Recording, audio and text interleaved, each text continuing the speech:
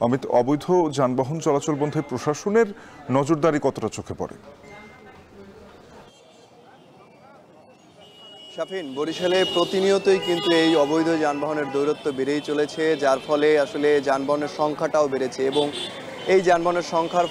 বাড়ার ফলে কিন্তু প্রায়ই দুর্ঘটনা ঘটছে এবং যানজটের সৃষ্টি হচ্ছে। বরিশালের আমি এই মুহূর্তে রয়েছি বরিশাল জেলখানার মোড় এলাকায়, যেখানে প্রতিনিয়তই কিন্তু এই যানজটের সৃষ্টি হয় এবং আমার পেছনে যদি একটু দেখাই, পেছনের চিত্র কিন্তু দেখতেই পাচ্ছেন যে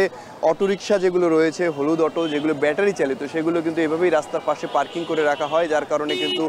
রাস্তা সংকীর্ণ হয়ে যাচ্ছে এবং দুই পাশে এরকম পার্কিং করা থাকছে, যার ফলে কিন্তু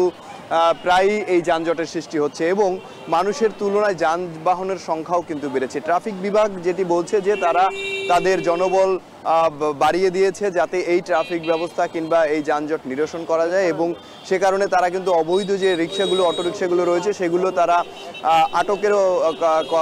কার্যক্রমও চালিয়ে যাচ্ছে, যাতে এই অবৈধ অটো রিক্সাগুলো আস্তে আস্তে কমিয়ে আনা যায় এবং শহরের যানজট নিরসন করা যায়। এবং নগরবাসী যেটি বলছেন যে শুধুমাত্র মূল সড়কগুলোই নয়, আনাচে কানাচের যে অলিগলিগুলো রয়েছে সেগুলোতেও কিন্তু এই ব্যাটারি চালিত অবৈধ অটোরিকশাগুলোর দৌরত্ব বেড়েছে, যার কারণে চলাফেরা কিংবা বাচ্চাদের নিয়ে রাস্তা পার হওয়ার ক্ষেত্রে কিছুটা ভোগান্তিতে পড়ছেন তারা এবং এই সমস্যার দ্রুত সমাধানও চাচ্ছেন তারা। তবে সিটি কর্পোরেশন থেকে বলছেন যে তারা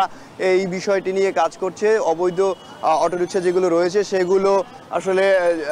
যত তাড়াতাড়ি সম্ভব সেগুলো বাদ দিয়ে নতুনভাবে নিবন্ধনকৃত যে রিক্সাগুলো রয়েছে কিংবা যানবাহনগুলো রয়েছে সেগুলো চলাচলের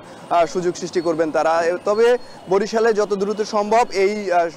জনদুর্ভোগ নিরসন করা উচিত বলে মনে করছেন সচেতন মহল। তো বরিশালের যানবাহন যানজট নিয়ে এই ছিল আমার কাছে সর্বশেষ। শাফিন, বরিশাল থেকে অবৈধ